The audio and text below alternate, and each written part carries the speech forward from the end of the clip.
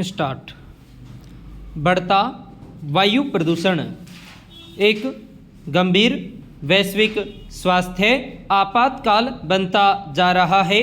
वाहनों का धुआं, औद्योगिक उत्सर्जन, जीवाश्म ईंधन का उपयोग और फसलों के अवशेष जलाना इसके प्रमुख स्रोत हैं, जो फेफड़ों के कैंसर, हृदय रोग और मस्तिष्काघात जैसी जानलेवा बीमारियों जोखिम बढ़ा देते हैं। यह समस्या न केवल स्वास्थ्य बल्कि आर्थिक उत्पादकता और कृषि को भी प्रभावित कर रही है। मगर सवाल है कि भारत में वायु प्रदूषण से होने वाली मौत का आंकड़ा दर्ज करने के लिए क्या मृत्यु प्रमाण पत्र का होना जरूरी है, और अगर ऐसा है तो इसके लिए माकूल व्यवस्था का अभाव क्यों है? यह प्रश्न इसलिए महत्वपूर्ण है क्योंकि सरकार का कहना है कि देश में ऐसा कोई राष्ट्र स्तरीय डेटा उपलब्ध नहीं है जो बीमारियों या मौत को वायु प्रदूषण से सीधे तौर पर जोड़ता हो। पैरा। किसी भी महामारी से निपटने के विज्ञान में एक्सपोजर रिस्पॉन्स मॉडल अतिरिक्त मृत्यु दर का अनुमान और जनसंख्या स्तरीय जोखिम आकलन का उपयोग किया जाता है। इन तरीकों को भारत स्वयं तंबाकू संबंधी कैंसर और व्यावसायिक जोखिम जैसी बीमारियों के लिए उचित मानता है। यदि वायु प्रदूषण कोई वायरस होता तो भारत अब तक घोषित सार्वजनिक स्वास्थ्य आपातकाल में होता। पिछले वर्ष सरकार की ओर से राज्यसभा में एक लिखित उत्तर में कहा गया कि देश में ऐसा कोई निर्णायक राष्ट्रीय स्तरीय आंकड़ा उपलब्ध नहीं है जो मौत या बीमारियों को केवल वायु प्रदूषण से सीधे तौर पर जोड़ता हो। वर्ष 2007 में भी सरकार की ओर से राज्यसभा में एक लिखित उत्तर में विश्व स्वास्थ्य संगठन और IGIDR के आंकड़ों का हवाला देते हुए कहा गया कि लगभग 4.7 लाख भारतीयों की घर के भीतर वायु प्रदूषण के कारण समय से पहले मौत हो गई, जिनमें ज़्यादातर महिलाएं और बच्चे शामिल थे। मगर सरकार की ओर से साथ ही यह भी कहा गया कि इन मौतों और वायु प्रदूषण के बीच संबंध स्थापित करने के लिए कोई निर्णायक डेटा उपलब्ध नहीं है। पैरा। इस मामले में यह कहना गलत नहीं होगा कि देशव्यापी मृत्यु प्रमाण पत्रों के अभाव को तकनीकी रूप से सही कहना चिकित्सकीय सत्य नहीं हो सकता। सार्वजनिक स्वास्थ्य में जिम्मेदारी केवल एक कारण वाले मृत्यु प्रमाण पत्रों से नहीं मापी जा सकती। अधिकांश प्रदूषण संबंधी मौतें हृदय और श्वसन संबंधी रोगों के बढ़ने के कारण होती है, जहां वायु प्रदूषण एक जोखिम गुणक के रूप में काम करता है, न कि अकेले कारण के रूप में। सरकार का तर्क संभवतः तकनीकी पहलू पर आधारित हो सकता है, यानी सार्वजनिक स्वास्थ्य रिकॉर्ड या किसी गहन अध्ययन का अभाव जिसमें प्रत्येक मौत को स्पष्ट रूप से वायु प्रदूषण जनित के रूप में दर्ज किया गया हो। यह कहना कि निर्णायक राष्ट्रीय डेटा उपलब्ध नहीं है कुछ हद तक तकनीकी रूप से सही हो सकता है, मगर इसका मतलब यह नहीं कि वायु प्रदूषण मौत की वजह नहीं बन रहा। पैरा। उत्तर भारत के शहरों विशेषकर दिल्ली में वायु प्रदूषण का स्वास्थ्य पर प्रभाव अब किसी से छिपा नहीं है। सार्वजनिक स्वास्थ्य विशेषज्ञों की राय और कई अध्ययन बार बार यह दिखा चुके हैं कि भारत में वायु प्रदूषण जीवन पर गंभीर प्रभाव डालता है। लॉसेंट पत्रिका में प्रकाशित global burden of disease study के अनुसार भारत में वर्ष 2019 में 10 लाख से ज़्यादा मौत वायु प्रदूषण के कारण हुई, जो देश में कुल मौत का लगभग 18% है।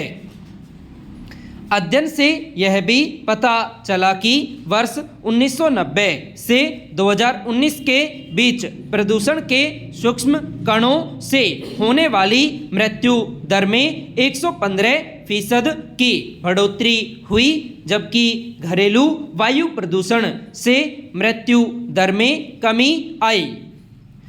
चिंताजनक बात यह है कि वायु प्रदूषण से नुकसान बच्चे के जन्म से पहले ही शुरू हो जाता है।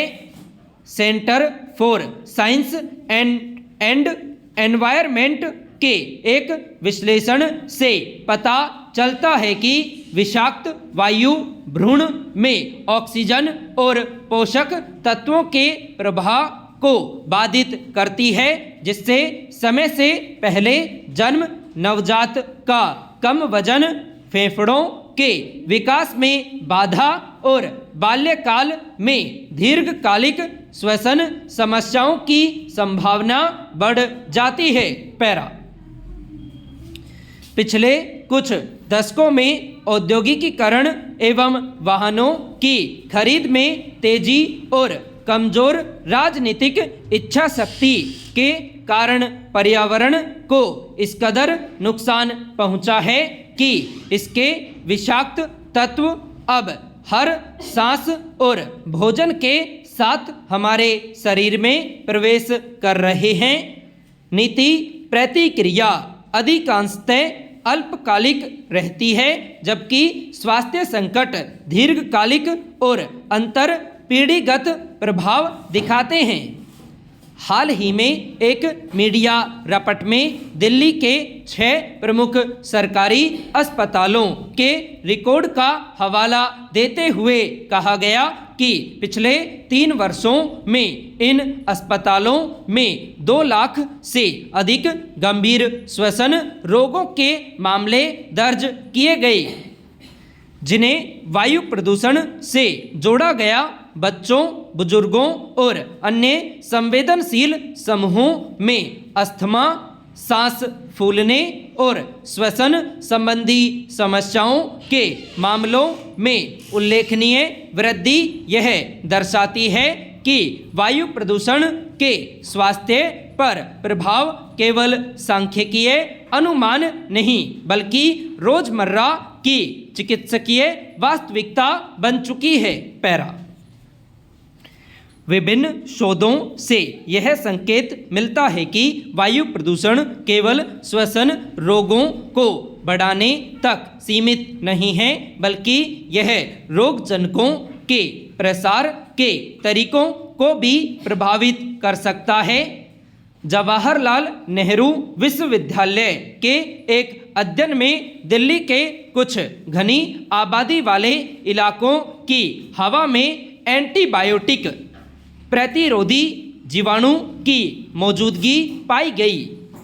इससे पता चलता है कि सूक्ष्म कण जीवाणुओं के लिए एक वाहक की तरह काम कर सकते हैं, जिससे वे हवा में लंबे समय तक बने रहते हैं और उनके मानव शरीर तक पहुंचने की संभावना बढ़ जाती है। यह एक ऐसा पहलू है जो वायु प्रदूषण और स्वास्थ्य नीति को अब भी अलग अलग खांचों में रेखांकित करता है। पैरा स्वास्थ्य आपातकाल को केवल डेटा श्रेणियों पर तकनीकी बहस तक सीमित नहीं किया जा सकता है। अस्पतालों में हर दिन वायु प्रदूषण से मानव शरीर पर गंभीर प्रभाव देखा जाता है, लेकिन इसे आधिकारिक रूप से स्वास्थ्य संकट नहीं माना जाता, क्योंकि इस तरह की मौत वायु प्रदूषण जनित की स्पष्ट श्रेणी में दर्ज नहीं होती। यह चक्रीय तर्क डेटा अंतराल के जरिए जवाबदेही में देरी करता है। लाखों भारतीयों के लिए यह संकट रोजमर्रा की जिंदगी में जिया जाता है। बच्चे और युवा सर्दियों की धुंध भरी हवा में सांस लेने के लिए संघर्ष करते हैं। बुजुर्ग मरीजों से अस्पतालों में भीड़ बढ़ रही है और श्रमिक वर्ग अपने जीवन यापन के लिए विषाक्त हवा में बिना सुरक्षा के सांस लेने को मजबूर है।